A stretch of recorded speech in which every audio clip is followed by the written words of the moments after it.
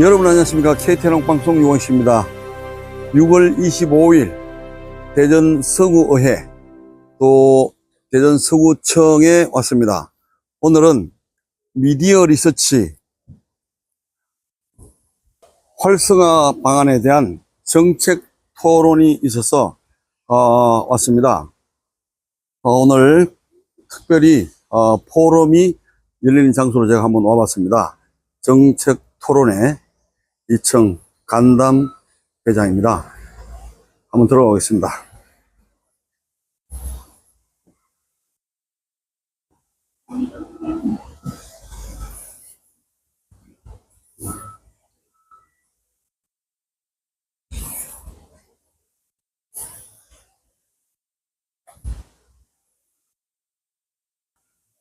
네, 현장에 왔습니다.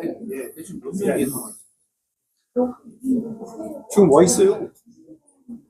오늘 아까웠지. 같이 와 있어.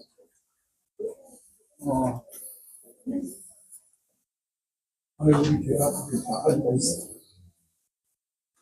네. 네, 왔습니다.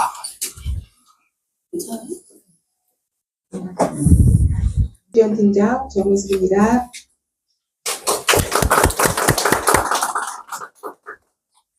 지금부터 지역 미디어 리터러시 활성화 방안 토론회를 시작하겠습니다. 그럼 먼저 이번 토론회의 좌장이신 서구의회 조규식 의원님께서 주요 내빈과 발제자 그리고 토론자분들을 소개해 주시겠습니다. 안녕하십니까. 서구의회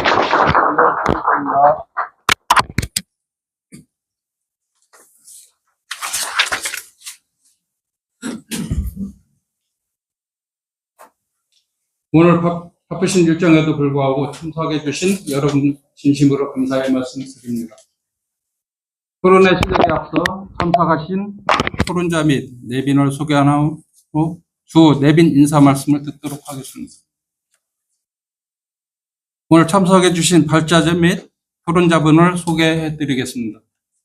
보건대학교 산학협력단 정철호 단장님 참석하셨습니다. 한국평생학습지원협회 장영래 대표이사님 참석하셨습니다. 충북보건과학대학교 허은경 교수님 참석하셨습니다. 충청뉴스룸 안창용 대표님 참석하셨습니다. 네, 반갑습니다. 다음은 귀한 걸음해 주신 내빈을 소개해 드리도록 하겠습니다. 최지연 이해 운영위원회 위원장님 참석하셨습니다. 안녕하세요. 환영합니다. 서다운 행정장치위원회 위원장님 참석하셨습니다. 박용준 도시건설위원회 위원장님 참석하셨습니다. 네, 안녕하세요. 강정수 이해 운영위원회 부위원장님 참석하셨습니다.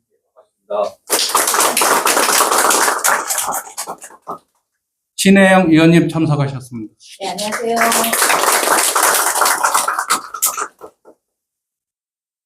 정혜나 의원님하고 신현도 의원님. 네.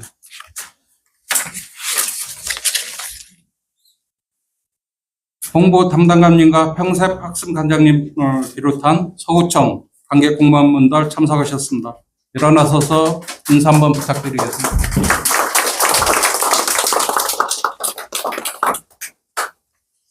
네, 다른 분 소개는 오는 순서대로 이렇게 해드리겠습니다. 월간 지방자치 유광식 본부장님 참석하셨습니다. 한국TV 뉴스 김홍근 대표님 참석하셨습니다. 한국미디어 리터치 너시 융합학회 이사장이신 박용건 이사장님 참석하셨습니다.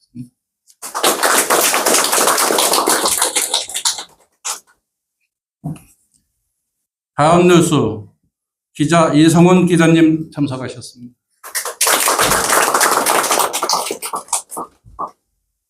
부패 방지 방송 미디어 정국 사장 김병아 사장님 참석하셨습니다.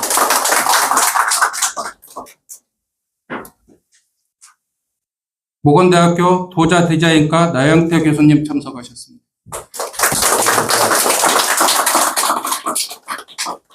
대전광역시 산업건설위원회 전 위원장이신 이강복 의원님, 치의원님 참석하셨습니다.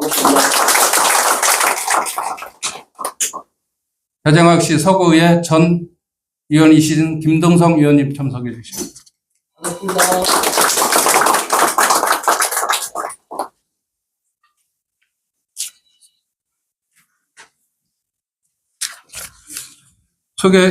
소개드린 네 분 이외에도 소중한 귀중한 분들이 많이 참석했는데요. 한 분 소개드리지 못한 점 양해 부탁드립니다.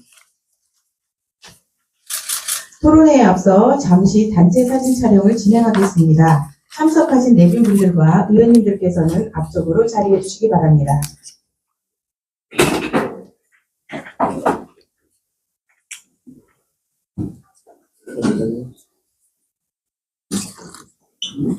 빨리 가요. 빨리 나오세요. 나오세요. 빨리 나오셔야 찍지. 안 나오시면 돼요. 이교수님 나오세요. 이거 오셨는데 아예 빨리 오셔요. 얼른 오세요. 빨리 오세요.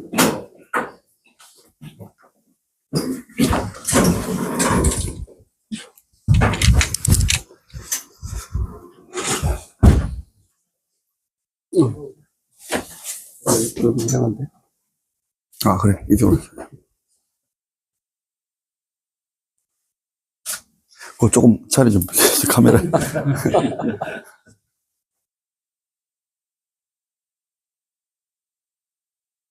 죄송한데요. 뒤에 분들 한 발짝만 옆으로 가실 수 있을까요? 네.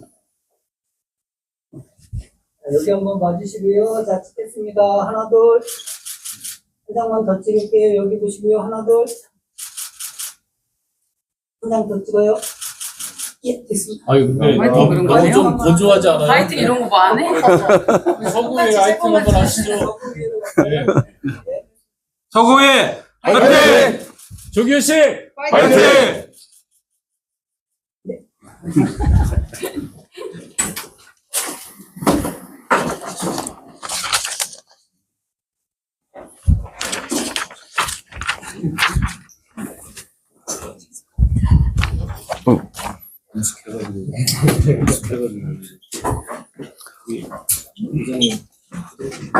네. 자리를 정돈해 주시기 바랍니다. 지금부터 토론회의 좌장이신 조규식 의원님께서 진행하시겠습니다. 네. 이제 본격적으로 토론회를 진행하도록 하겠습니다. 오늘 토론회는 지역 미디어 리터너시 활성화 방안을 논의하고자 마련한 자리입니다. 시간이 다소 짧을 수 있지만 소중한 의견들을 활발히 교류되는 결실이 있는 시간이 되셨으면 좋겠습니다. 토론회 순서는 먼저 정철호 단장님을 주제 발표로 시작으로 토론자분들의 지정 토론 후에 참석해 주신 여러분들과 함께 질의응답 시간을 갖도록 하겠습니다. 토론자분들께서는 20분 이내로 토론을 부탁드립니다. 정철호 단장님 주제 발표를 부탁드리겠습니다.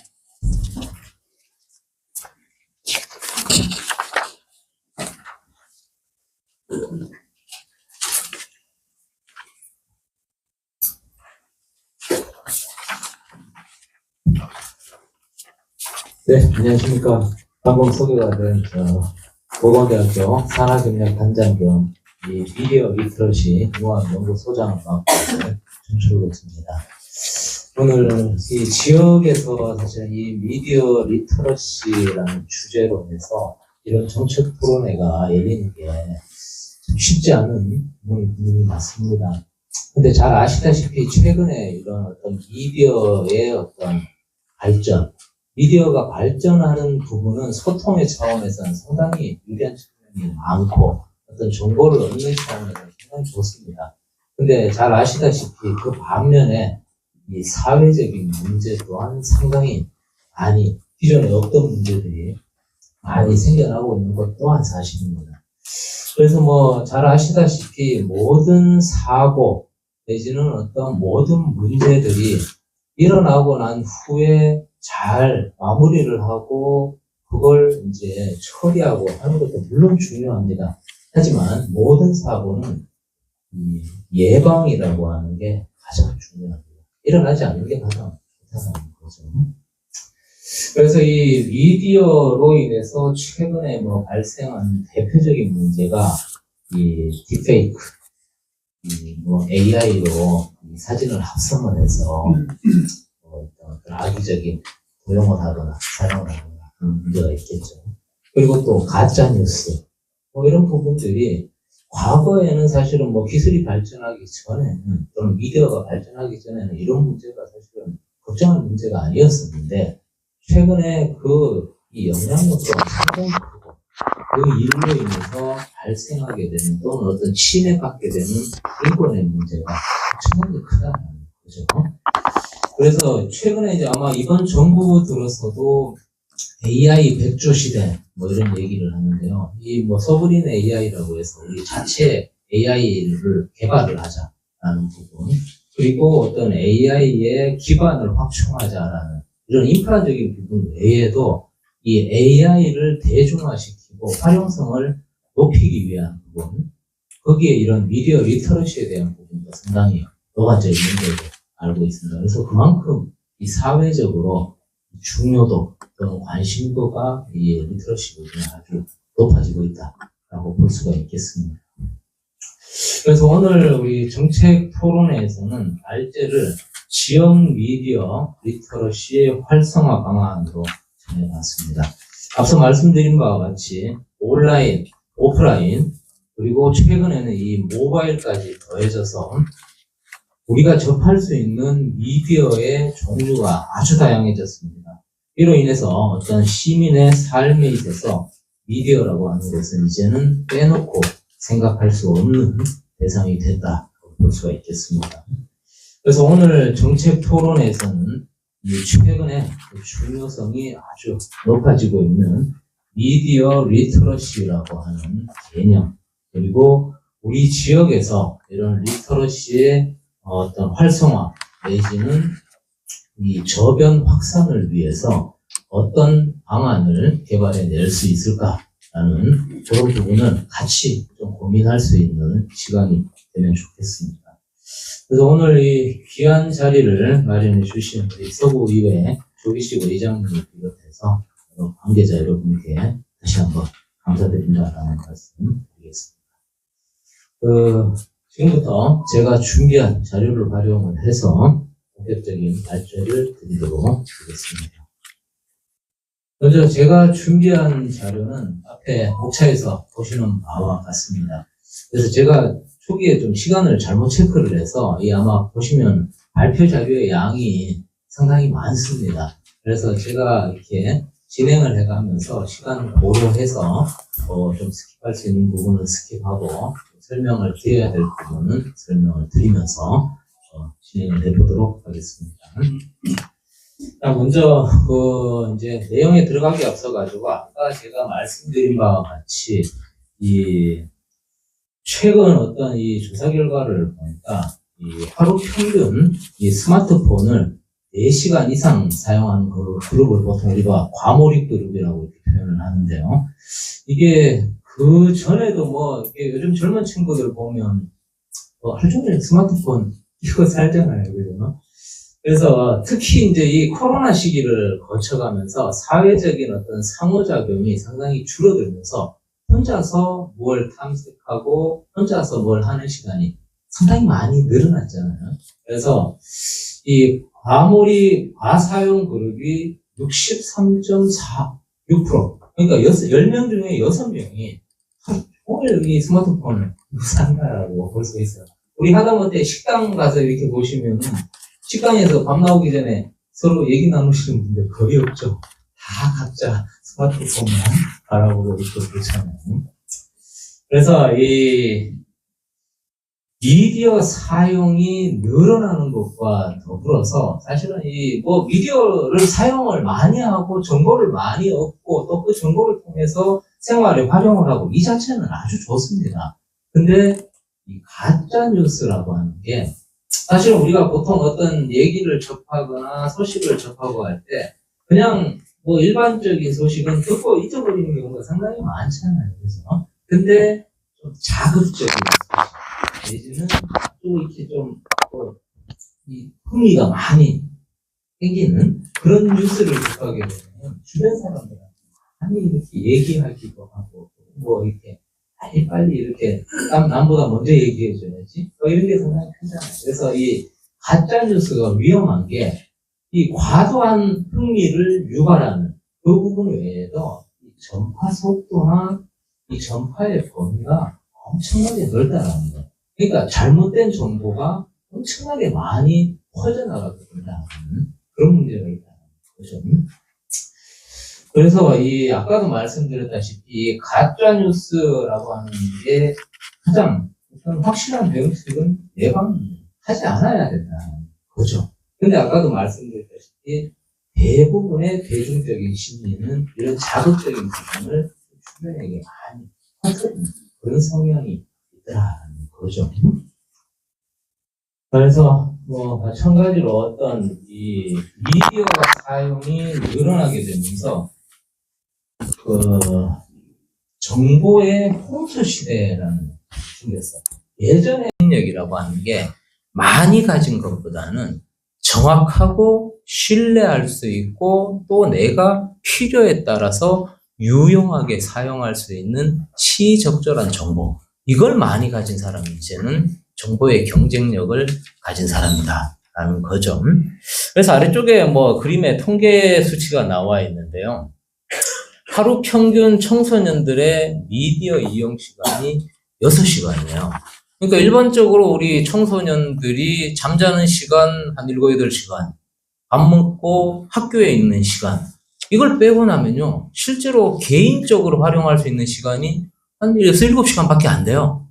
그러니까 본인의 개인 시간을 거의 이 미디어를, 특히 스마트폰 내지는 온라인 게임, 뭐 이런 걸, SNS 이런 걸 하는데 다 소모하고 있다라는 얘기죠. 그래서 뭐 얼마 전에도 뭐 뉴스에도 나오고 그랬었는데 이 중독의 개념을 얘기를 할 때 뭐 도박 중독, 뭐 약물 중독, 뭐 이런 걸 얘기를 하면서 인터넷 게임 중독이라는 얘기까지도 사실은 지금 그 중독의 범위에 포함하는 시대가 된다라는 거죠. 그러니까 이 게임이라고 하는 게 뭐 그냥 게임이지만 사실은 게임도 어떤 상대방과 정보를 주고받고 상호작용을 하는 메시지예요. 즉 게임도 미디어의 일종이다라는 얘기죠. 그죠? 그래서 이 미디어의 사용이 상당히 많이 증가는 하고 있는데 그만큼 어떤 의사소통은 또는 어떤 의사소통뿐만 아니라 정보의 이 상호작용은 상당히 많아졌지만은 단순히 어떤 정보의 전달 외에 뭔가 우리가 정보를 전달을 받고 습득을 하게 되면 그걸 활용을 해서 의사결정을 하고 행동을 하고 하잖아요. 이 이후의 단계에 대해서는 사람들이 심각성을 인식을 별로 못하고 있다라는 거예요. 단순히 소통에만 이 미디어에 포커스를 맞춘다라는 거죠. 근데 조금 이따가 말씀드리겠지만 이 리터러시라고 하는 것은 단순히 읽고 쓰는 능력이 문해력이 아니라 이 문해력을 넘어서는 범위예요. 그러니까 전달받은 정보, 습득한 정보를 내 나름대로 이 사회적 맥락 속에서 해석을 해서 그 환경에 맞게 적절하게 판단하고 행동하는 범위까지를 우리는 미디어 리터러시라고 봐줘야 된다는 얘기입니다. 그래서 뭐 최근에 이제 OECD 자료 조사도 제가 좀 넣어봤는데요. 그 OECD에서 매년 이 미디어 리터러시 수준에 대해서 OECD 회원국에 대해서 조사한 결과인데 보시게 되면은 사실과 의견을 구별할 수 있는 능력이 이제 세로축이고요. 가로축이 정보가 주관적인지 편향적인지 판별하는 교육을 받은 학생 비율. 이 두 가지 기준으로 놓고 이렇게 OECD 회원국을 조사를 해봤는데 양쪽 기준 모두 OECD 평균값보다 대한민국이 낮습니다. 사실 우리나라가 정보화 시대를 가장 앞서가는 나라라고 선진국가라고 얘기를 하잖아요. 그죠? 근데 그만큼 어떤 활용이나 내실 차원은 기술의 발전을 못 따라가고 있다라는 얘기죠. 그러니까 활용성은 오히려 떨어지고 있다라는 게 되는 겁니다. 자, 그래서 이 미디어 리터러시라는 개념을 좀 살펴보기 전에 어차피 리터러시라는 개념이 있고 그 리터러시의 대상이 미디어입니다. 뭐 보통 우리가 미디어라는 말은 많이 사용을 하잖아요. 보통 우리말로 하면 매체 뭐 이런 얘기를 많이 하잖아요. 그죠? 그래서 그 유명한 미디어 분야 학자인데요. 마셜 맥루한이라는 학자가 미디어는 메시지다라는 얘기를 했었어요. 그러니까 메시지라고 하는 게 뭡니까? 전달하는 거죠. 그죠? 기본적으로는 미디어는 정보를 전달하고 사실을 전달을 하는, 그게 가장 기본적인 기능이에요. 그래서 보통 우리가 미디어라고 얘기를 하면 뭐 TV, 라디오, 신문 뭐 이런 걸 생각을 많이 해왔잖아요. 그죠? 그래서 이 미디어를 과거에 우리가 이제 미디어라고 하면 보통 매스 미디어라고 얘기를 했어요. 대중 미디어죠. 그러니까 이 매스라고 하는 게 거대한이라는 의미잖아요. 그러니까 대중들에게 동일한 정보를 획일적인 수단을 통해서 일방적으로 전달하게 되는 미디어가 매스 미디어라고 하는 거죠. 그죠? 그런데 최근에는 이런 어떤 인터넷 TV, 방송 또는 라디오, 신문 이것보다는 오히려 우리 신문 기사 같은 거 보실 때 대부분 인터넷 내지는 유튜브, SNS 뭐 이런 걸 통해서 대부분 접하시게 되잖아요. 그죠? 그래서 이 기존의 매스미디어가 IT 또는 네트워크 기술과 결합을 해서 새로운 미디어 형태로 나타나는 걸 우리가 뉴미디어라고 이렇게 부르게 됩니다. 그래서 사실상 우리가 대부분 현재 접하는 미디어의 유형은 뉴미디어라고 보시면 됩니다. 그래서 아까도 말씀드렸다시피 이 매스미디어와 뉴미디어의 특징의 차이는 일방성이냐 양방향성이냐의 차이예요. 그러니까 기존의 매스미디어는 공급자가 수요자에게 일방적으로 전달을 하는 거죠. 그러니까 피드백을 받는 게 아니라 일방적으로 정보를 내보내는 방식이었다라고 본다라면은 뉴미디어는 상호작용성이라는데 그 특징이 있다라고 볼 수가 있습니다. 그리고 전파 속도가 아주 빠르다라는 거예요. 왜? 개인 미디어를 포함을 하고 있기 때문에 그렇죠.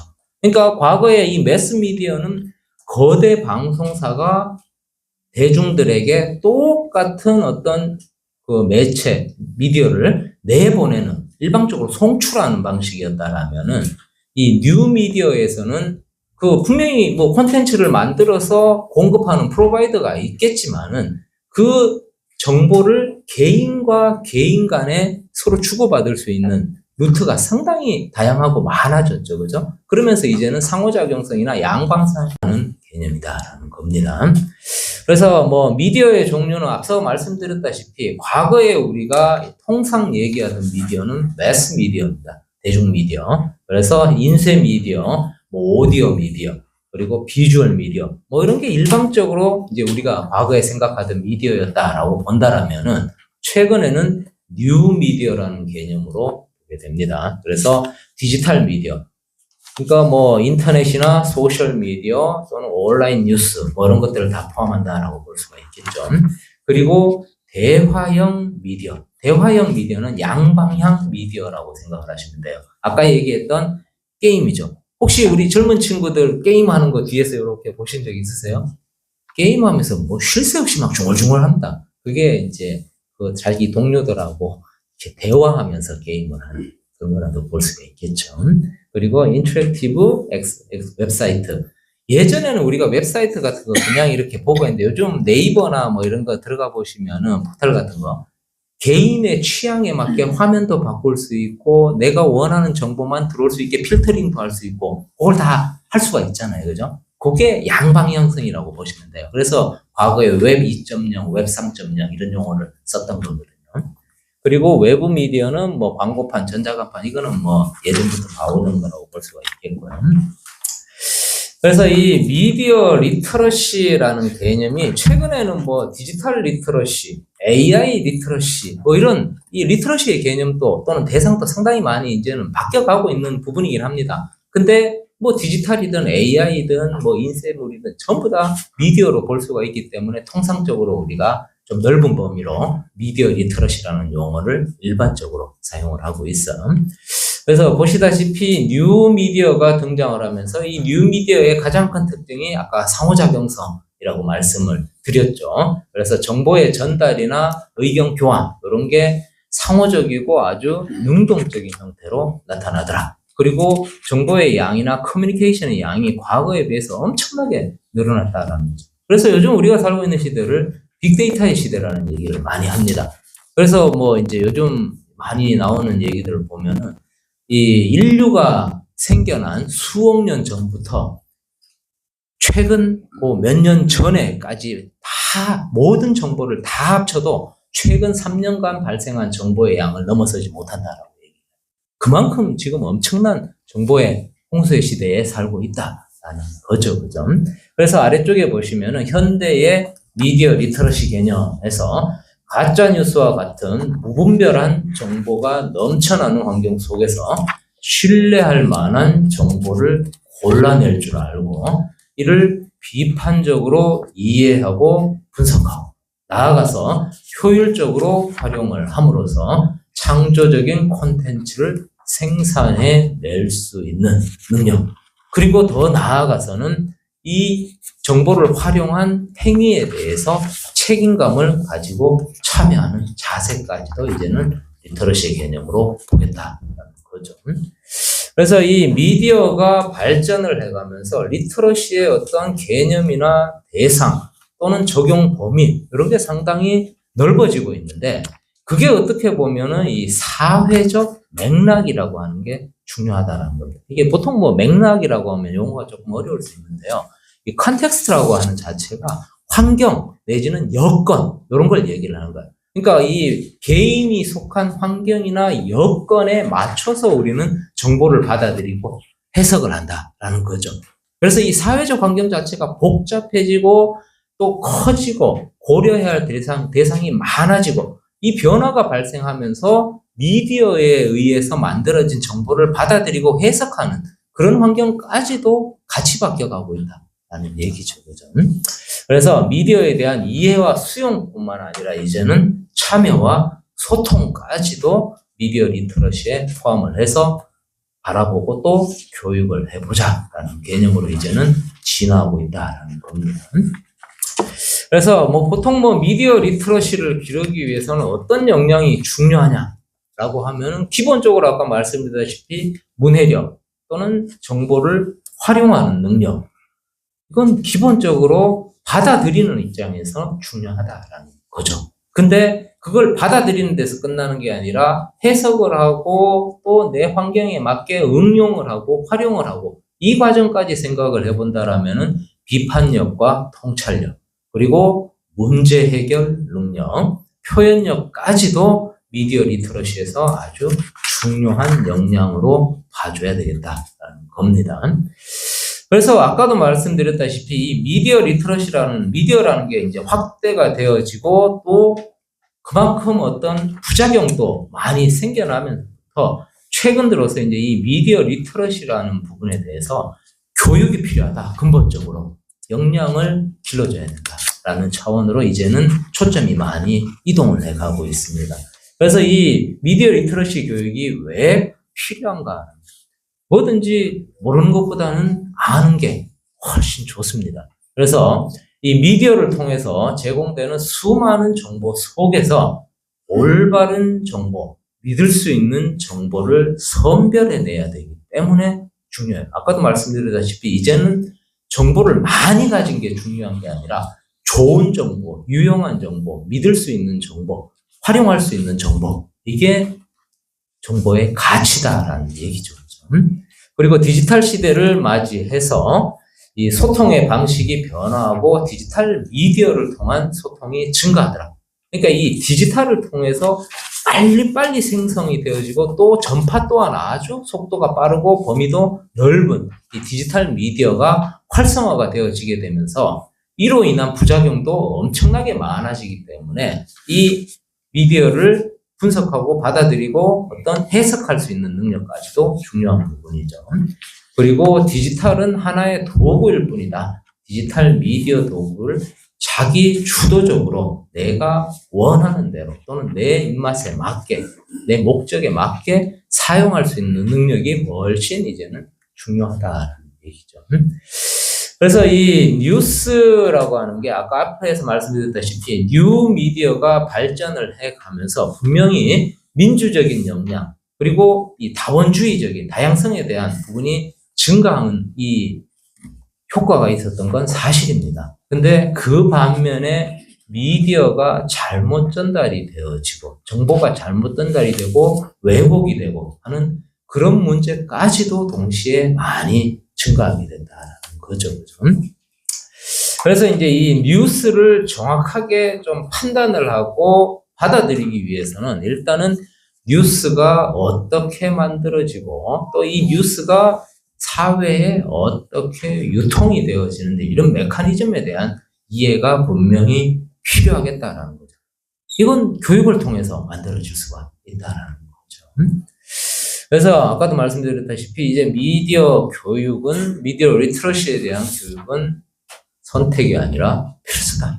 즉 비판적 사고와 미디어의 해석 능력이 이제는 아주 중요하겠다. 그리고 이 미디어를 해석을 하는 데 있어서 객관적인 판단력, 그리고 이해하고 분석할 수 있는 능력, 그리고 어떤 정보가 나에게 주어졌을 때 출처가 정확한가, 믿을 수 있는 신뢰성을 가지고 있는가, 이걸 판별할 수 있는 능력을 가져야 된다는 거죠.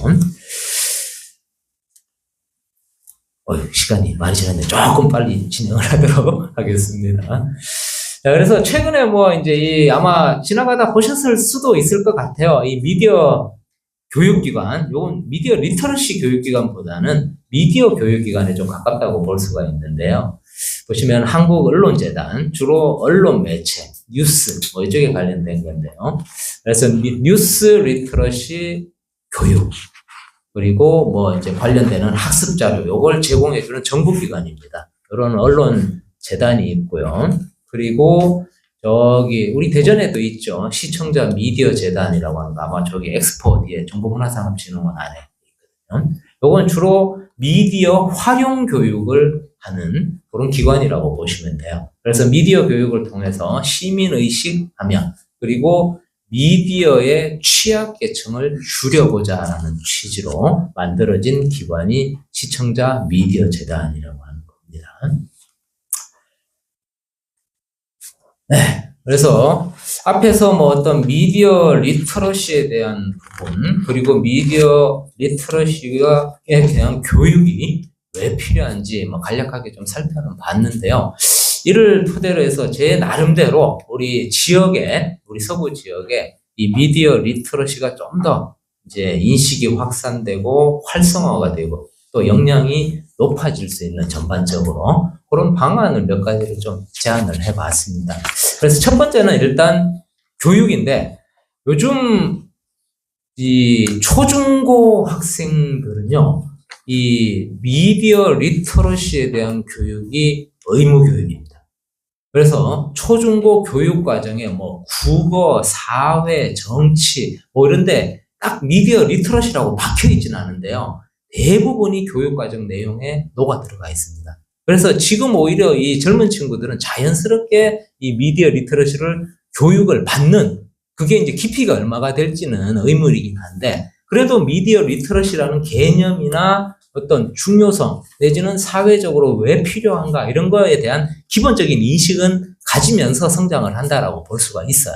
근데 뭐 지금 요 토론회에 참석하신 대부분의 분들은 아마 공교육에서 그런 교육을 받아보신 적이 없으시잖아요. 그죠? 그래서 전체적으로 보면요, 우리는 미디어 리터러시의 취약계층이라고 볼 수가 있습니다. 그래서 뭐 최근에 이제 어떤 그 정부기관인데요, 지능정보사회진흥원에서 조사한 자료를 보시게 되면 미디어 취약계층에서 미디어 취약계층의 어떤 정보화 수준을 4가지 영역으로 나눠서 보통 매년 측정을 하는데요. 접근성, 역량, 활동, 이렇게 이제 종합, 이렇게 4가지로 구분을 하는데요. 이 중에서 보시게 되면은 접근성은 상당히 수치가 높죠. 이건 왜 그러냐면은 대부분 요즘 뭐 스마트폰이나 뭐 이런 거 다 가지고 다니시잖아요. 그러다 보니까 미디어에 접근할 수 있는 채널이나 방법은 아주 익숙해요. 대신에 그걸 활용할 수 있는 역량, 내지는 그걸 활용을 해서 무언가 업무 처리를 하거나 또는 내 생활에 유용하게 활용하는 이런 부분에 대해서는 취약하더라, 아직은. 그러니까 100점 만점 기준으로 봤을 때 65점, 뭐 79점, 뭐 이렇게 되죠. 그죠? 이런 부분들을 높이기 위한 어떤 교육이 앞에서 지금 현재 하고 있는 지역언론재단이나 이게 시청자 미디어 재단, 그런 데서 하는 어떤 활용성 교육이라고 보시면 되겠습니다. 그래서 이런 어떤 취약계층에 대한 교육을 이제는 좀 더 전문화된 형태로 해보자라는 게 필요하겠다는 거고요. 그리고 두 번째는 이 교육을 하든 어떤 뭔가 지원을 하든 이 대상자, 수요자가 어느 정도 수준인지를 알아야지 그게 맞게 어떤 교육을 하든 뭔가 지원을 하든 할 거 아니에요. 그죠? 그래서 이런 어떤 지역의 상황에 맞는 이 역량 진단 도구를 개발을 하고 그걸 단순히 뭐 이렇게 한번 측정을 하는 게 아니라 좀 시간을 가지면서 중단적으로 이렇게 시간을 추적해 가면서 어떻게 변화 추이를 가지고 또 성장을 하는지 역행하는지 이런 걸 좀 체계적으로 분석할 수 있는 이 어떤 체계를 갖추면 상당히 지역 입장에서 도움이 되겠다라는 부분이죠. 그래서 역량 진단 도구, 그에 맞는 역량 강화 교육 자료 이런 게 지역 차원에서 제공이 되어질 필요성이 있겠다라는 거고요. 그리고 아까도 말씀드렸다시피 이 현재 이 개정된 초중등 교육 과정에는 미디어 리터러시가 대부분 들어가 있습니다. 그래서 국어, 사회, 수학, 영어, 정보 요 과목 안에 리터러시가 들어가 있다라는 겁니다. 그런데 이제는 이제 평생교육의 시대라고도 얘기를 하잖아요. 그러니까 우리가 나이가 들어가면서도 배워야 될 거, 새로운 기술이나 새로운 트렌드, 이게 이제는 계속 늘어나기 때문에 우리는 평생교육 시대에 살고 있다라고 얘기를 합니다.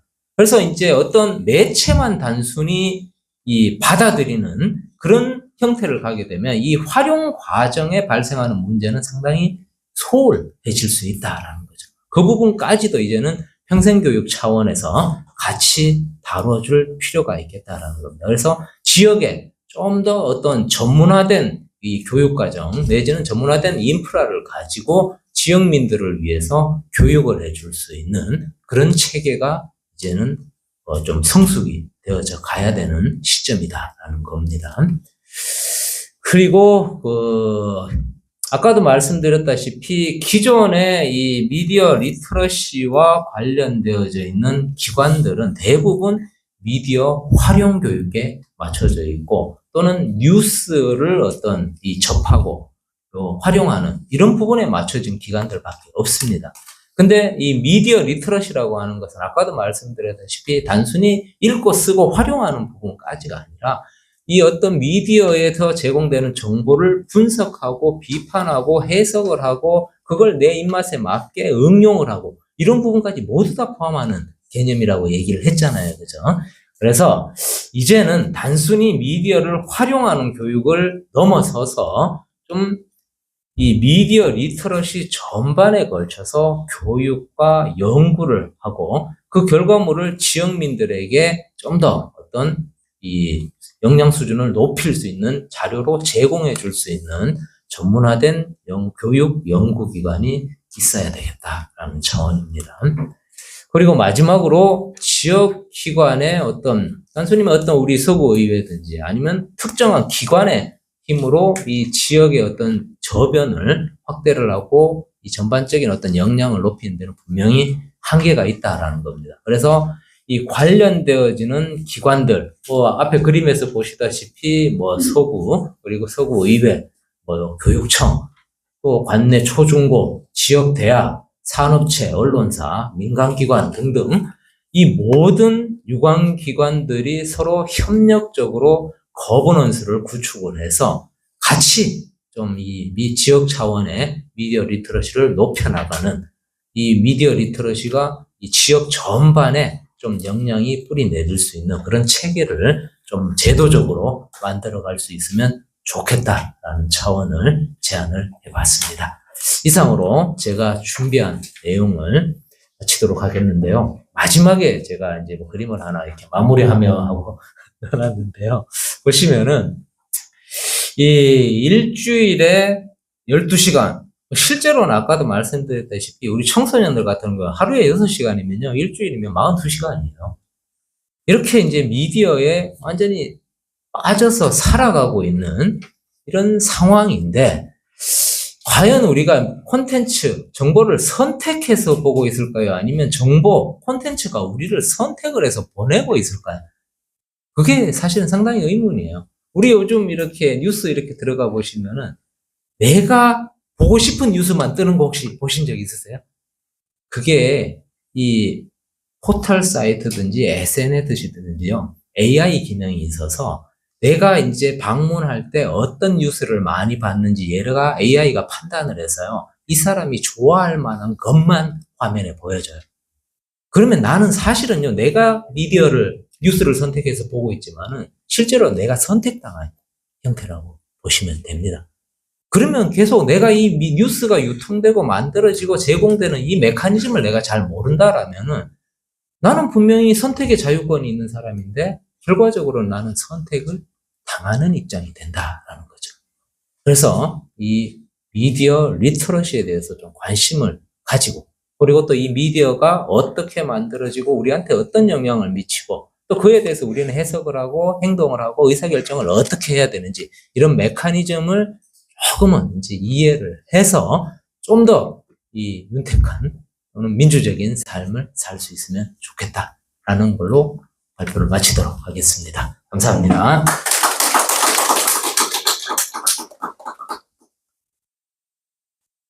서로 단장님께서는 미디어 홍보 시대에 정보를 현명하게 선별하고 올바르게 선택할 수 있는 능력을 갖추는 것이 중요성을 강조하셨습니다.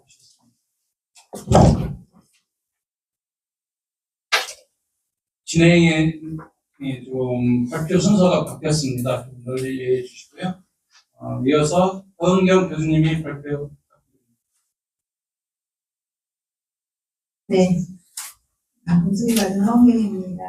우리 정철호 교수님께서 토론자들이 할 이야기까지 전부 일목요연하게 잘 설명을 해주셨기 때문에 우리 자정에 앉아 계신 분들은 많이 미디어 리터러시에 대한 이해와 필요성에 대해서 많이 느끼셨을 줄로 믿습니다. 하지만 또 제가 준비한 게 있어서 조금 겹치는 부분이 있다 할지라도 잠깐 들어주셨으면 좋겠습니다. 우리 또 토론에 앞서서 우리 서부의회 이렇게 준비를 철저하게 하시고 많이 해주신 거에 대해서 정말 다시 한번 감사를 드립니다. 우리 의장님과 우리 담당자분 저한테 전화도 하시고 메일도 주시고 이렇게 하면서 준비를 정말 철저히 하시는구나 하는데 30분 일찍 왔는데 벌써 여사회분들도 다시 준비하고 계시더라고요. 우리 죄송하지만 힘차게 다시 한번 박수를 좀 보내드리면 어떨까 싶습니다.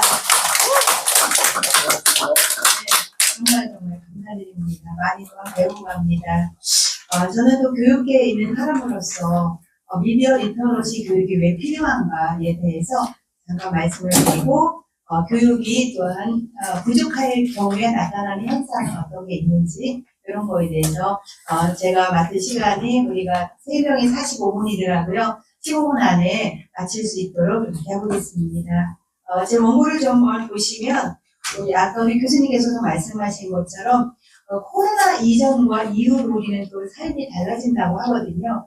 코로나 이전에는 사람과 사람이 만나서 대화도 하고 상호작용도 많이 하고 있는데 코로나 시기를 거치면서 집에서 운동된 생활을 많이 하다 보니 이렇게 또 아이들이 어떻게 해요?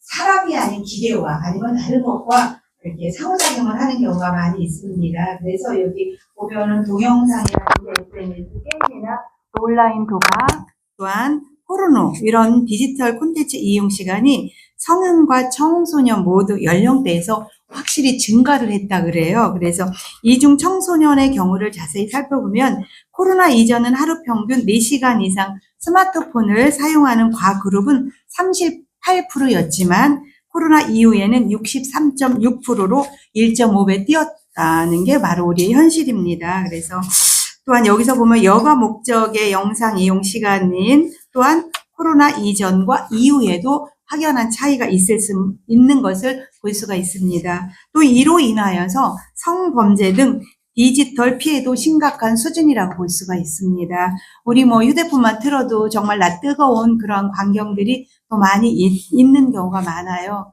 아까 내가 본 거에 대해서 계속 다시 이제 뜨는 경우, 이런 경우도 많이 있는데, 우리 학생들을, 2021년 7월 12일부터 학생들을 대상으로 디지털 성범죄 피해 실태를 조사해 봤더니 이렇게 856명이나 이런 채팅이나 이런 거를 통해서 디지털 성범죄 위험에 직접적으로 노출된 경우가 많이 있다 그래요. 그래서 전문가들은 어린이나 청소년을 대상으로 한 미디어 리터러시 교육의 중요성을 역설하는 거죠. 이거는 정말 없어서는 안 될 교육이다라는 거죠. 그래서 우리가 왜냐하면 코로나의 영향으로 미디어로 세상과 접촉하는 청년들이 증가함에 따라서 각종 범죄에 노출되고 범죄에 직접적인 영향을 받기 때문이라고 합니다. 우리 미디어 리터러시는 아까 우리 교수님께서 말씀하신 것처럼 미디어와 리터러시의 합성어예요. 오늘 또 오신 분들도 미디어 리터러시는 뭘까? 이게 왜 이런 거를 할까라고 혹시라도 한두 분은 그렇게 생각하셨을 수도 있어요. 그렇지만 우리 또 정 교수님께서 아까 그림을 통해서 자세하게 말씀을 해주셨기 때문에 그냥 넘어가는데, 문자를 이해하고 그것을 내가 정보를 습득하고 그걸 이해하는 능력, 이렇게 생각하시면 되지 않을까라는 생각입니다. 그런데 미디어 리터러시는 단순히 읽고 정보를 얻는 능력으로 그치지를 않는다는 거죠. 유튜브를 보는 능력, 스마트폰을 조작하는 능력. 저희도 집에서 여러분들이 유튜브를 아마 많이 보는 분들은 내가 관심 있는 분야는 그게 옳은 거든 안 옳은 거든 계속 볼 거예요. 그리고 내가 건강에 대해서 안 좋은 게 있으면 건강에 대한 유튜브를 보다 보면은 당뇨에는 어떤 게 좋대, 어떤 거 먹으면 안 좋대, 어떤 거 먹으면 좋대. 이런 거를 계속 보게 되면 어느 사람은 뭐가 좋다라고 하는데 저쪽에서는 그거를 먹으면 안 된다. 이런 경우가 많거든요. 그러면 그것을 판단하는 능력은 누구에게 있느냐? 본인에게 있다라는 거죠. 그것을 판단하는 능력을 길러주는 것. 예를 들어서 간단하게 설명을 드리자면 그게 바로 미디어 리터러시의 교육을 받은 사람의 효과와 그렇지 않은 사람의 효과라고 말씀을 드릴 수가 있습니다. 그래서 아까처럼 가짜 뉴스라든지 이런 게 많이 생겨나는데 그것을 내가 어떻게 비판하고 어느 게 옳은 건지 그른 건지, 특별히 요즘에는 정치가 정말로 극과 극인데 거기에 대해서 내가 필요하지 않은 것은 아예 안 보는 세상이 요즘에는 되어버렸거든요. 그렇지만 그 모든 것을 보면서 이게 어떤 게 옳은 것이고 어떤 게 그른 것인지, 그리고 아까처럼 정보가 많은 것보다는 정말 좋은 정보는 어떤 것인지 이거를 분별하는 능력이 정말 미디어 리터러시를 교육받은 사람은 그것을 더욱더 잘 비판하고 수용하고 이렇게 받아들일 수 있는 능력을 가질 수가 있는 거죠. 그래서 여기 보면은 미디어 리터러시를 기를 수 있는 능력, 미디어 리터러시 교육이 필요하다고 말하는 것은 무조건 미디어를 무조건 수용하지 않고 비판적으로 해석하고 나쁜 미디어는 받아들이지 않는 능력을 길러야 된다는 거죠. 우리들은 그래도 어른이지만 청소년들은 잘못하면 다른 성향으로 빠져나갈 수 있는 그런 성향이 크기 때문에 그건 정말 중요한 교육이라고 볼 수가 있습니다. 여기 제가 보여드린 원고를 보면은 학부모님들에게도 미디어 리터러시에 대한 교육에 대해서 설문을 조사했는데 학부모님들조차도 어느 분은 미디어 리터러시가 정말 뭔지, 진짜로 이게 어떤 건지를 모르시는 분들도 계시다라는 거예요. 그런데 또 어느 분들은 모르니까 이게 우리 아이들에겐 필요해. 그러니까 이 교육은 반드시 받아야 돼. 라고 대답들을 많이 하셨다라는 거죠. 여기 부모님들은 자녀들의 온라인 동영상 플랫폼을 가장 걱정하고 있는 거예요. 얘가 정말 옳은 것만 보는 거지 아니면 그런 것을 얘가 보지 말아야 되는 것까지 봐서 거기에 빠져들면 어떻게 되지? 그럼 얘의 성향이 바뀌가 되면 얘가 친사회적인 행동을 하는 아이로 변하는 게 아니라 세상을 바로 보지 못하는 아이로 성장하면 어떡할까? 이런 마음, 생각이 드는 학부모님들도 많이 계시다라는 거예요. 그래서 학교에서 요즘에 미디어 리터러시 교육을 많이 하지만 여기 보면은 우리 그림의 제 페이지는 64쪽을 여러분이 한번 보시면 청소년 대상 미디어 리터러시 교육의 필요성에 보면은 꼭 필요하다, 꽤 필요하다가 66.64%로 나와 있습니다. 그래서 학부모님들은 걱정하는 거기 때문에 반드시 미디어 리터러시 교육은 필요하다라고 말씀을 하시는데 그럼 학교에서는 어떻게 교육을 하느냐? 미디어 리터러시 교육을 적용할 때 아까 우리 교수님도 잠깐 언급을 하셨습니다. 자유학기제라든지 창의적 체험활동, 동아리 이런 형태를 통해서 정규 교육 과목에 미디어 리터러시를 넣어야 된다라는 주장이 많이 30% 이상이 그런 주장을 갖고 있다라는 거죠. 그래서 또한 90% 이상이 미디어 리터러시 교육을 하게 되면 내 자녀는 반드시 그 교육에 참여를 시키겠다라고 학부모님들은 그렇게 설문지에 응답을 한 것을 볼 수가 있습니다. 그런데 이 미디어 리터러시를 교육을 하는 교사라든지 강사들에게도 인식과 수요 조사를 했거든요.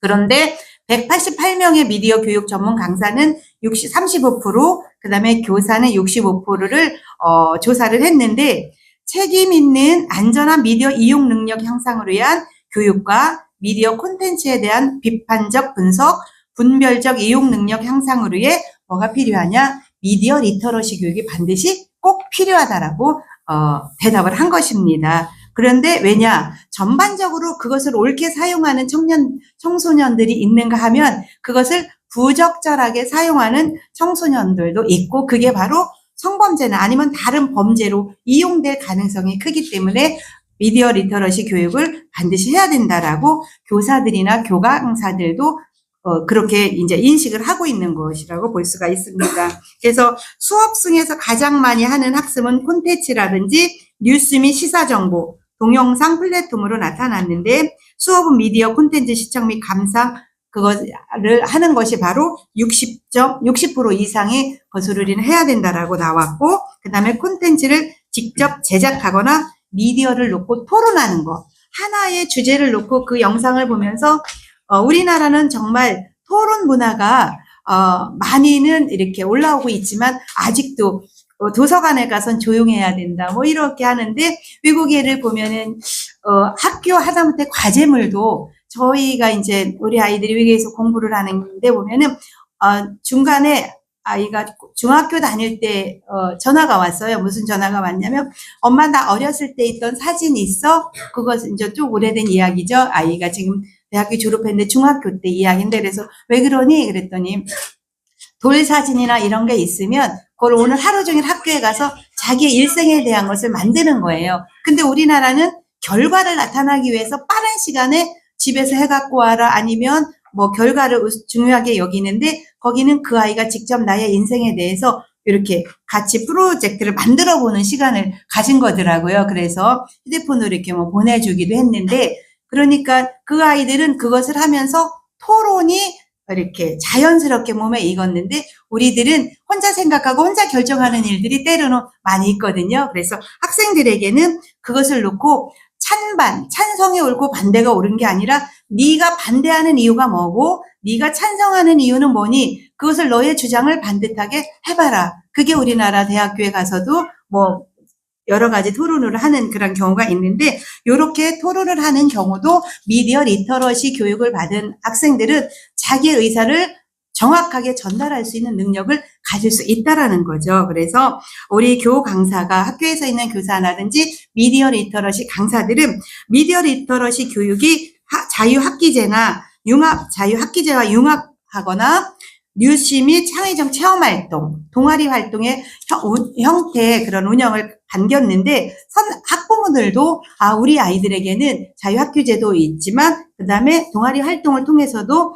우리 미디어 리터러시 교육을 시켜줬으면 좋겠다라는 그런 의견을 많이 내놨다라는 거예요. 우리 페이지 66쪽 보시면 아마 나와 있을 것입니다. 그래서 우리가 두 집단의 설문조사를 분석한 결과 종합적으로 살펴보면 학부모님들은 보호주의적인 관점에서 미디어 리터러시 교육을 인식하는 경향이 있고 또한 학부모나 청소년을 비롯한 일반 시민들을 대상으로 미디어 리터러시에 대한 인식을 제고하기 위한 캠페인과 홍보에 대해서 관심을 보였습니다. 현재 미디어 리터러시는 정말 뜨거운 감자라고 생각합니다. 우리 이렇게 의장님께서도 그래서 이렇게 이런 정책 토론회도 열고 서구의회에서는 어떤 일을 할 것인가 고민하면서 이런 토론회를 개최를 하셨다고 보는데 정말 이 자리를 빌어서 존경스러운 말씀을 다시 한번 전합니다. 그러면은 제가 여기 원고에는 잠깐 없는데 3분만 더 말씀을 드리겠습니다. 미디어 리터러시가 부족할 때 우리들에게 나오는 문제점이 있습니다. 그건 뭐냐면 허위 정보나 가짜 뉴스가 확산된다라는 거죠. 왜? 요즘에는 1인 채널이에요.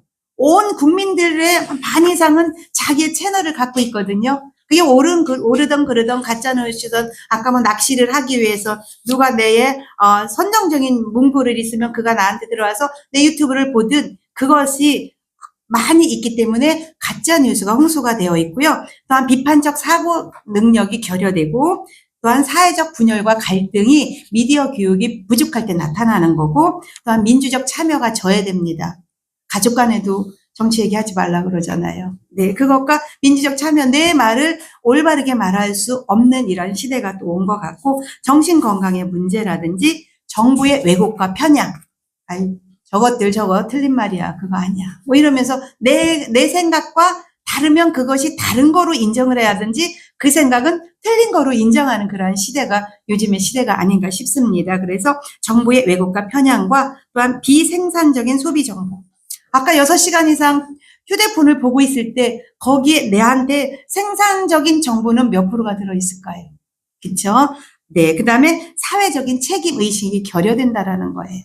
나만 내 유튜브를 통해서 아니면 나의 무슨 뉴스를 통해서 나한테만 이득이 되면 돼. 저 사람 내가 독자 수가 많아서 나만 돈만 많이 받으면 돼. 이러한 세상이 지금 만들어지고 있는 추세가 요즘 세상이 아닌가 싶은데 그거가 바로 사회적인 책임의식이 결여됐다고 볼 수가 있습니다. 그래서 미디어 리터러시의 부족은 개인과 사회에 다양한 부정적인 영향을 미치며 정보 환경을 더욱 복잡하고 혼란스럽게 만들고 있습니다. 이러한 문제를 해결하기 위해서는 미디어 리터러시 교육과 훈련이 필요합니다. 그러므로 그래서 우리가 정보 분석 능력과 디지털 안전과 창의적인 콘텐츠 제작과 사회적인 책임을 위해서 우리에게는 미디어 리터러시 교육이 꼭 필요하다고 생각합니다. 네, 감사합니다. 네, 교수님 감사합니다. 정경 교수님께서는 상대적으로 보호위반 미디어 정보에 노출되기 쉬운 취약계층인 어린이 및 청소년을 대상으로 한 미디어 리터러시 교육의 절실함을 강조하셨습니다. 고맙습니다. 감사합니다. 다음은 안창용 대표님이 발표가 있겠습니다. 발표해 주시기 바랍니다. 네, 안녕하십니까. 저는 지역 언론 현장에서 활동하고 있으며 동시에 사회복지와 미디어 활동가로서 정보 약자를 위한 디지털 접근성과 소통 환경 개선을 이루고 있는 충청 뉴스룸 대표입니다. 오늘 지역 미디어 리터러시 활성화라는 주제로 함께하게 되어 매우 뜻깊게 생각하며 특히 오늘 정철호 교수님의 발제는 디지털 전환기 속에서 우리가 어떤 방향으로 가야 하는지를 명확히 제시해 주셨다고 생각합니다. 발제자께서 구체적으로 설명해 주셨고 또 우리 앞서 토론자로 나선 허은경 교수님께서 또 자세한 얘기를 말씀을 해주셔서 너무 감사하게 생각합니다. 저는 오늘 지역 언론인으로서 또 사회복지 현장 실천가로서의 관점을 바탕으로 몇 가지 문제 제기와 또 제안을 드리고자 합니다. 먼저 저는 언론 입장에서 지역 뉴스 환경의 급속한 붕괴를 목격하고 있습니다. 유튜브 중심의 1인 미디어가 확산되면서 정보는 매일같이 끊임없이 넘쳐나고 있습니다. 그러나 검증된 뉴스나 또 공익적 정보는 점점 줄어들고 있는 현상이 직면하고 있습니다. 지역 언론은 신뢰받지 못하고 있고 또 디지털 인프라에 적응하지 못한 다수의 언론사들은 조회수 경쟁 속에서 낚시성 콘텐츠로 방향을 잃고 있는 그런 실정입니다. 이러한 환경에서 시민들은 어떤 뉴스가 진실인지 또 어떤 콘텐츠를 믿어야 하는지 혼란에 빠지곤 합니다. 그럼에도 불구하고 지역 차원에서는 이 문제를 단순히 언론의 생존 문제로만 바라보는 경우가 많습니다. 하지만 이건 시민 민주주의 문제이자 정보 복지의 문제라고 생각합니다. 사회복지 미디어 활동가로서 바라봤을 때 특히 저는 정보 소외계층의 현실을 누구보다도 가까이 보고 있습니다. 제가 운영하고 있는 사단법인 대전광역시 장애인 IT협회의 그 부설기관으로 스마트 발달장애인 주간활동센터를 운영하고 있습니다.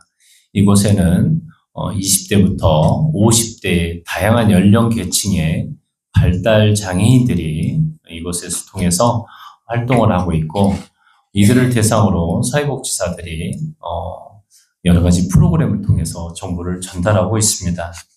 특히 이 발달장애인들 경우는 그들이 일상 속에서 유튜브나 틱톡 또 단톡방 속에서 대부분의 하루를 노출되고 있지만 그 안에서 벌어지는 정치적인 선동이나 가짜뉴스 또 혐오적인 표현을 분별할 수 있는 능력은 거의 없다고 생각합니다.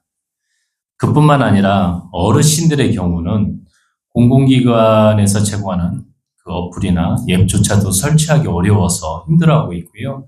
누군가의 도움이 반드시 필요합니다. 그리고 AI 상담 시스템이나 키오스크는 오히려 공공 서비스 접근을 가로막는 벽이 되고 있다는 것은 저와 여러분들도 아마 한 번쯤은 경험하셨으리라고 생각합니다.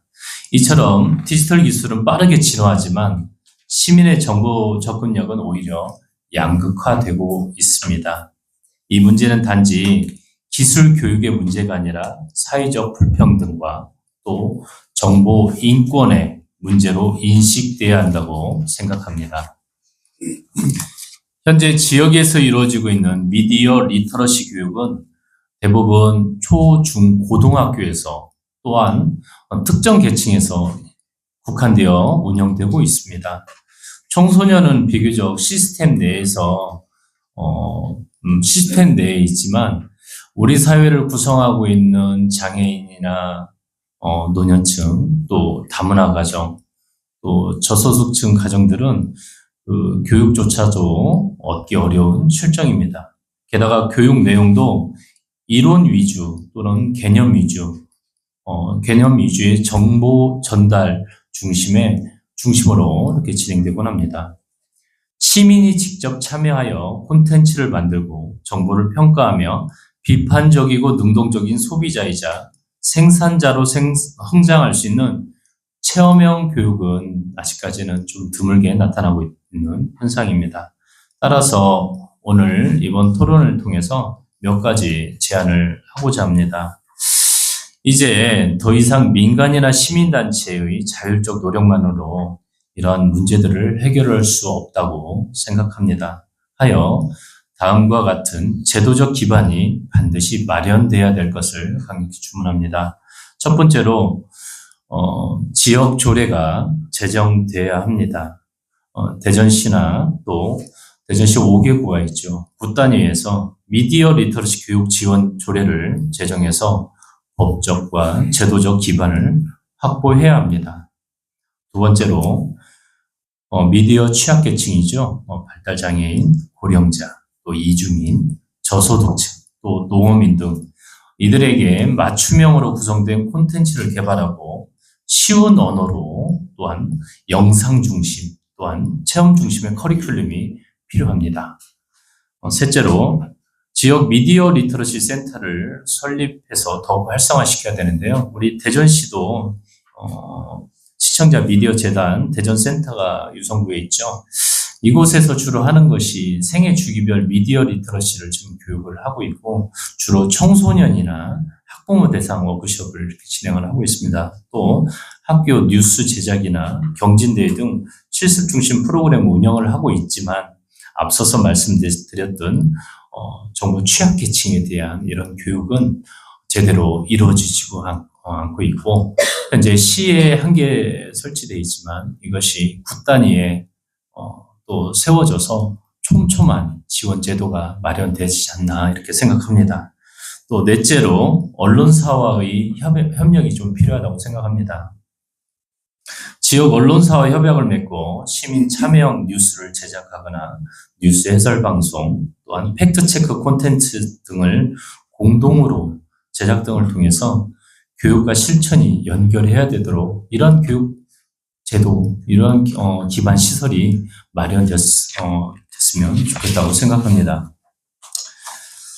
미디어 리터러시는 단지 지식이나 정보 습득의 차원이 아닙니다. 그것은 정보에 접근할 권리이며 자신의 의견을 사회에 표현할 수 있는 능력이고 또 타인의 의견을 존중할 수 있는 시민의식의 핵심입니다.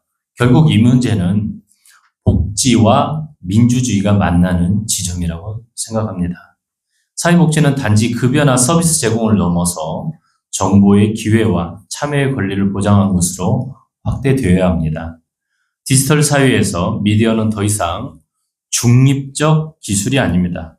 누구는 알고 누구는 모르고 누구는 선동당하는 사회는 평등할 수가 없습니다. 따라서 그 격차를 줄이기 위한 정책과 실천이 바로 오늘 우리가 이 자리에 모인 이유라고 생각합니다. 다시 한번 오늘 이 자리를 통해 지역 언론인으로서 또 정보 취약계층과 함께하는 활동가로서 미디어 리터러시 공공성과 지역 책임을 함께 강조할 수 있어서 매우 뜻깊게 생각합니다. 오늘 조규식 의장님께서 이 자리를 만들어 주셨는데요. 이제 우리 지역이 먼저 나서서 시민 한 사람 한 사람의 정보 권리와 표현의 힘을 키울 수 있는 실천적 모델을 만들어가기를 진심으로 기대합니다. 이상으로 발표를 마치겠습니다. 감사합니다. 네, 감사합니다. 안성용 대통령께서는 정보 복지를 강조하며 정보 취약계층에 대상한 미디어 리터러시 교육이 필요하고 이를 위하여 지역 언론사와 협력 등이 중요하다는 귀한 말씀 해주셨습니다. 고맙습니다. 마지막으로 작년에 한국평생학습지원협회 대표 이사님이 발표가 있겠습니다. 발표해 주시기 바랍니다. 제가 발표할 내용은 사실 주제 발표에 토론자로 참여를 했는데 제가 25년 동안 평생학습지원센터를 했던 내용들을 간단하게 말씀드리도록 하겠습니다. 지금 AI 시대의 미디어 리터러시 전문 학습기관으로 한국 미디어 리터러시 융합연구소 같은 교육기관을 제안을 드립니다. 왜냐하면 가치 기준을 판단할 수 있는 평가기관이 없기 때문에 그렇습니다. 예를 들어 학교에 가면 교사나 학생 위주의 커리큘럼이 진행이 되고 있거든요. 그러니까 학부모라든가 학생들의 의견이 중요하게 여겨지지 않는 것을 저희들이 현장에서 저는 25년 동안 이제 봤습니다. 그래서 그 실천을 저희 미디어 리터러시 융합연구소와 한국평생학습지원센터가 했던 내용들은 인쇄물을 참조하시고요. 경기도와 충남 지금은 1분이나 2분 넘어가는 영상을 보지를 않죠. 30초 릴스나 숏 영상을 보고 있습니다. 그래서 저희가 이런 대회를 하면서 평가가 굉장히 중요하다. 특히 이 영상 실물을 경험하면서 기존에 구조화된 큰 화면을 가지고 있는 영상이 아니라 휴대폰을 가지고 30초간 만들어서 요즘은 이제 개인 유튜버가 100만 이렇게 넘어가고 요 앞에 계신 우리 대표님도 항상 휴대폰으로 자랑을 하고 계시는데 1인 미디어가 이렇게 이제 활성화되고 있다는 거죠. 그러니까 그러한 것을 아까 말씀드렸듯이 교육기관 한 군데서 할 수는 없다라는 거죠. 우리 발표자께서 말씀하신 지역 거버넌스, 그러니까 지역 언론인과 학부모 그리고 시민사회단체가 앞서서 교육기관을 이끌어 나가야 되는 그런 현실이라는 걸 말씀드립니다. 제가 정책 토론회를 하려고 광주시 의회를 방문한 적이 있었습니다. 광주시 의회에서는 중학교 아이들이 와가지고 미디어 리터러시 제도를 만들어주세요 해가지고 할 수 없이 만들었다고 한 게 엊그제 이제 정책 토론회를 진행을 했거든요.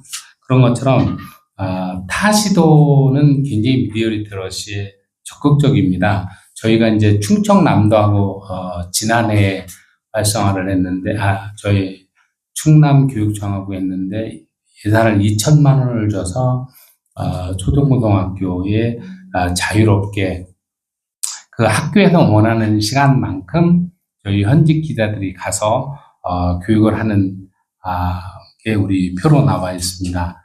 그러면 그 학교에 있는 정보교사가 홍성 지역에 있는 초등학교는 전교생을 해달라고 해서 저희가 전교생 6명이 가서 1학년부터 6학년까지 한 경우도 있고요. 태안 같은 경우에는 가보니까 저희 미디어 리터러시 교육을 하는데 선생님들이 다 오셔가지고 교육하는 걸 다 보시더라고요. 그러니까 아까 우리 안창용 대표가 얘기한 디지털 사회가 되면서 정보 소외계층들에게 혜택을 줄 수 있는 교육이 미디어 리터러시 교육이 아닌가 그렇게 생각을 합니다. 충청북도는 미디어 리터러시 센터를 300억을 들여서 하고 있는데 충청북도 충청북도 도지사가 정보통신부 장관이신 것 같아요. 그래서 노년층들의 그 자사전을 쓰는 거를 강사들에게 굉장히 많은 강사료를 줘서 활성화하고 있는 것을 저희가 목격을 했습니다. 그리고 전라북도 교육청을 가니까 전라북도는 지역 대학 산학연에 예산을 지원을 해가지고 그 산학연에서 지역에 있는 이런 교육을 하는 여러 단체들과 함께 공동으로 전북 지역을 이렇게 활성화하는 것을 저희가 봤습니다. 그리고 이제 저희 한국평생학습지원센터 같은 경우는 학교 신문 만들기를 통해서 14년 동안 대전, 충북, 충남 지역을 통해서 실제 아이들이 학교 신문을 16페이지를 제작을 하는 과정을 저희가 16년 동안 해왔습니다. 그렇게 하고 농촌체험 휴학마을, 지금 공동체 교육을 하면서 서구에서도 마을 신문, 그런 공동체 교육을 하고 있는데, 그러니까 교육을 한 내용들을 발표할 수 있는 신문 제작이나 영상 제작이 있었으면 좋은데, 그런 걸 안 하시더라고요. 저희는, 충청북도 농촌체험 휴학마을을 영상으로 할 수 있도록 5년 동안 교육을 했고요. 경상북도 농촌체험 휴학마을에 가서 마을 신문 만들기 공동체, 영상 만들기 공동체 교육을 실시를 했습니다. 그래서 이 정보 취약계층들에게 가장 적은 예산을 가지고 많은 효과를 얻을 수 있는 게 의외로 이 미디어 리터러시 교육이 아닌가 그렇게 생각을 합니다. 그래서 저희가 충청남도, 충청북도, 그리고 전라북도 사례를 들었는데 대전시는 일괄적으로 타기관을 얘기하는 게 아니고 학교 위주의 그 정형화된 예산 편성만 하고 있는 걸로 알고 있습니다. 그래서 가능하면 이 서구 같은 이 기초 자치단체지만 예산을 효율적으로 사용하고 미디어 리터러시를 좀 적극적으로 실천 사례로 하면 너무 좋은 교육이 되지 않을까 그렇게 생각을 하면서 오늘 이렇게 토론회를 주관해 주신 우리 의장님께 감사를 드립니다. 예, 이상으로 마치겠습니다. 대표 이사님 감사합니다. 정영래 대표 이사님께서는 AI 시대를 발맞춰 미디어 리터러시 전문교육기관의 역할이 중요하고 특히 어려운 지역사회의 도입 및 운영의 중요성을 역설하여 주셨습니다. 고맙습니다.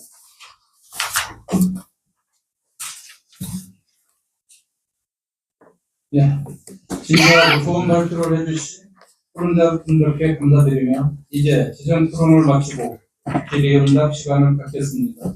함께 참석해 주신 분들 중에 오늘 토론 내용에 대해 궁금하신 사항이나 건의하실 말씀 있으시면 자유롭게 질문해 주시고 좋은 말씀도 부탁드리겠습니다.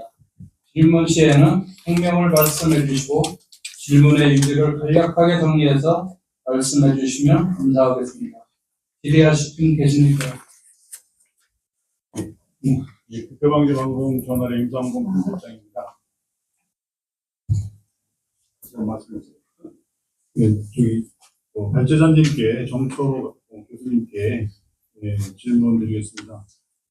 지역 미디어 리터러시 활성화 방안에 대해서 상당히 이제 긍정적으로 평가를 하고 정보 취약계층에 아주 그 건전한 정보, 유용한 정보를 제공한다는 잘못된 왜곡된 정보, 가짜뉴스 이거에 대한 분별력 그리고 그 선택 과정에서의 어떤 그 현명함 이런 거를 뭐 교육을 통해서 가능한 것처럼 이렇게 말씀을 하셨는데 AI도 구별을 못합니다. AI도 구별을 못하기 때문에 저는 이 미디어 리터러시 활성화라고 하는 부분이 유용한 정보를 전달한다는 측면도 있겠지만 궁극적으로는 잘못된 정보를 생산하는 슈퍼 콘텐츠 자본에 대해서 저항하고 거기에 대해서 규제를 가할 수 있는 힘을 기르는 것이 더 중요하다고 저는 판단하거든요. 유해 콘텐츠를 생산해놓고 골라라 그게 아니라 생산 못하게 하는 게 중요한데 AI가 생산해내는 잘못된 정보는 그거는 도저히 뭐 변호사도 그거를 구별을 못해서 엄청난 실수를 하고 손해배상을 하고 이런 상황인데 이걸 일반인들이 구별한다? 이거는 불가능하다고 보고요. 이걸 규제할 수 있는 힘을 기르는 쪽에 미디어 러시 활성화라고 하는 측면 그 부분을 좀 더 강화하는 건 어떤가 그런 질문 하나 드려보겠습니다. 네, 질문 감사합니다. 선생님께서 말씀하신 대로요. 사실은 이제 뭐 기술이 발전하면서 이 전문가들도 아까 딥페이크 얘기를 드렸는데요. 이게 합성된 사진인지 실제 사진인지 그 구분하기 상당히 힘든 것도 많고요. 일반 대중의 입장에서 더더욱 그렇고. 그래서 예를 들어가지고 어떤 잘못된 정보를 생산해내는 이 프로바이더를 규제를 하는 쪽에 맞추신다는 건데 사실은 민간에서 하는 부분이 아니고요. 어떤 제도적인 차원이나 이제 법적인 차원에서 접근하는 부분이 많고요. 예를 들면 이제 민간에서 어떤 교육을 통해서 이 콘텐츠를 차단하고 뭐 그걸 유통이 못되게 하고 이 부분은 사실은 할 수 없는 부분인데요.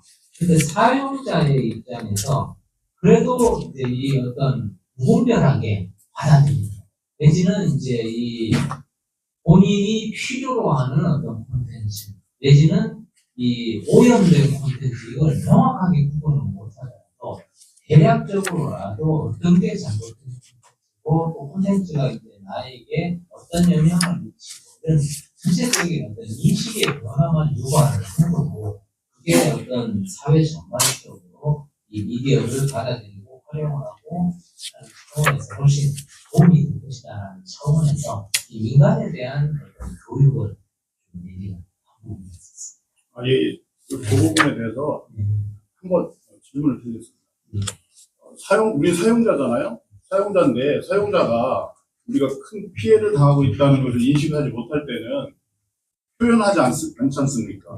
보통 그 정치적인 부분에서 정치가 이것 참 문제구나 해서 입법을 하게 될 때는 국민들의 어떤 요구사항이 강력할 때 그게 생깁니다. 그런데 우리가 무분별하게 미디어를 받아들이면서 이걸 당연히 가짜 뉴스라든지 가짜 정보라든지 이런 거는 당연히 생산되는 거야. 우리는 이 중에서 구별해야 돼. 그게 아니라 우리가 미디어러시 활성화 방안에서 이거 진짜 심각하구나. 가면 갈수록 구별하기 힘들고 AI도 헷갈리는데 우리가 이걸 어떻게 잡아내냐. 이거는 자본의 문제이기 때문에 아시죠? 자본의 문제가 뭐냐면 콘텐츠 회사에서 규제할 수 있어요. 근데 규제 안 합니다.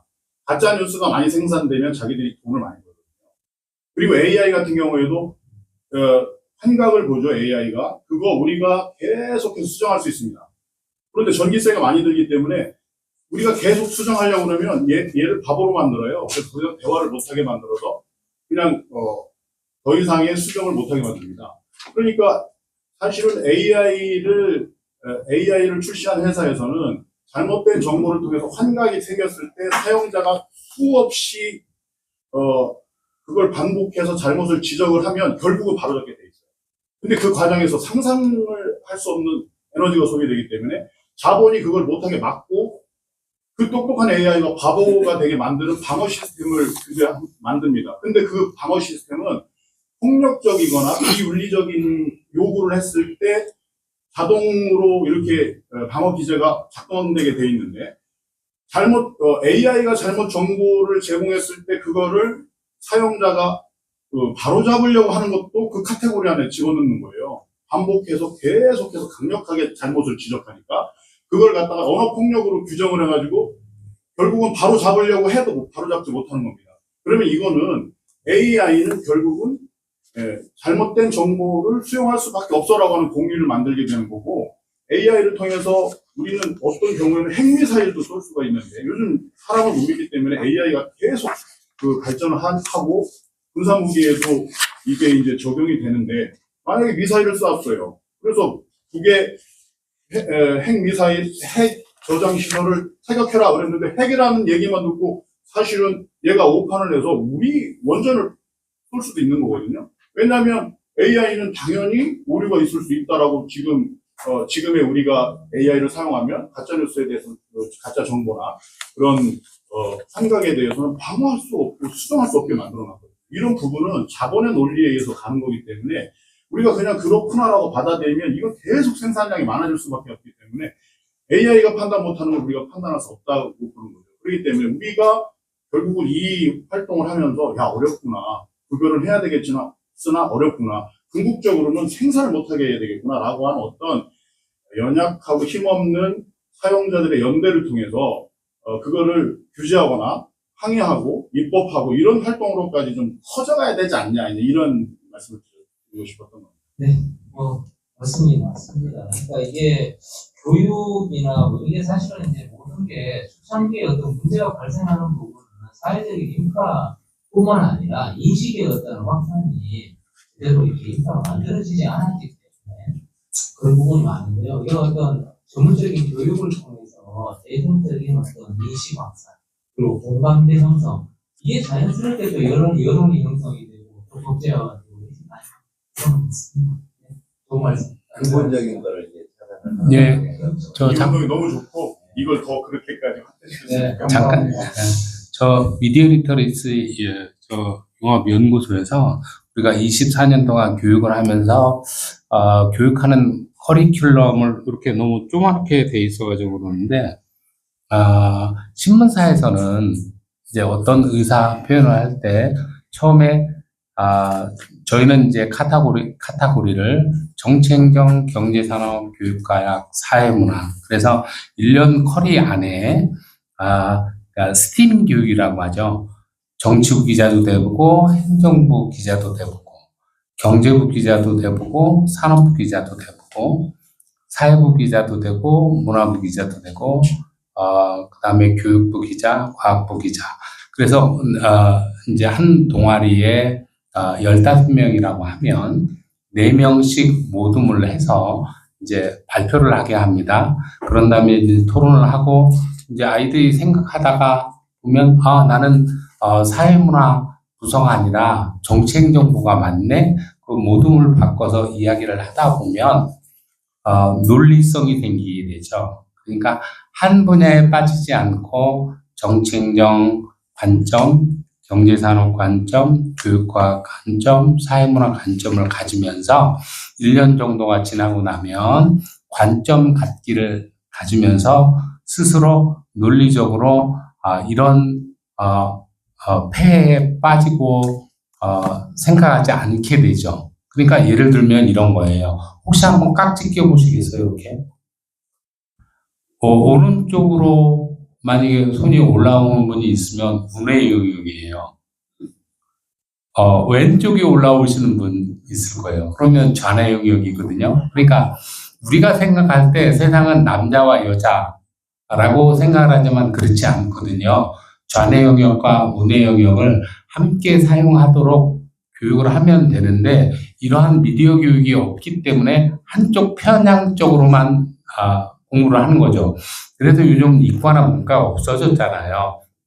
그러한 것처럼 미디어 교육을 저희들이 1년 커리를 하면서 그 아이들이 자기 이름이 박혀진 신문을 만들고 자기 이름이 새겨진 방송이 나오면 이렇게 논리적인 아이가 되고 관점을 한 가지 팩트를 가지고 한 가지 부분으로 생각을 하는 게 아니라 이렇게 4가지 관점으로 생각을 하니까 미디어 교육이 좋다고 하더라라는 후기를 저희가 받았습니다. 그러니까 이제 어른들 입장에서는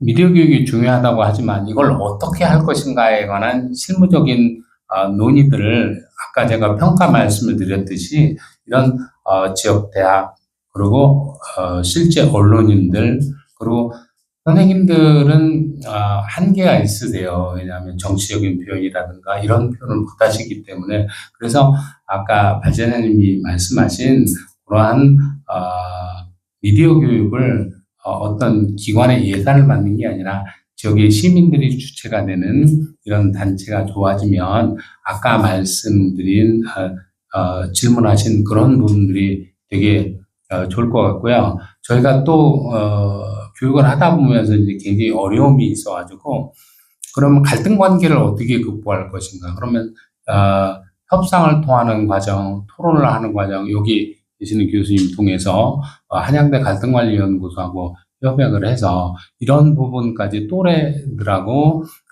토론을 하면서 이러한 문제들을 해결할 수 있는 방안을 찾는 이런 미디어 리터러시 교육 커리를 저희들이 꾸준히 한 20여 년 넘게 지역에서 했거든요. 그러니까 이러한 부분하고 같이 공유를 하면 좋은 방안의 하나가 될 수 있지 않을까 생각을 합니다. 네, 감사합니다. 좋은 의견들인데 우리가 교육을 통해서 시청자들이 시민들의 자제의 요구가 발설하지 않을까 생각합니다. 그게 교육의 목표이라고 생각하고 있습니다. 또 다른 분 또 하실 분 있으면 말씀해 주시죠. 네, 말씀해 주시죠.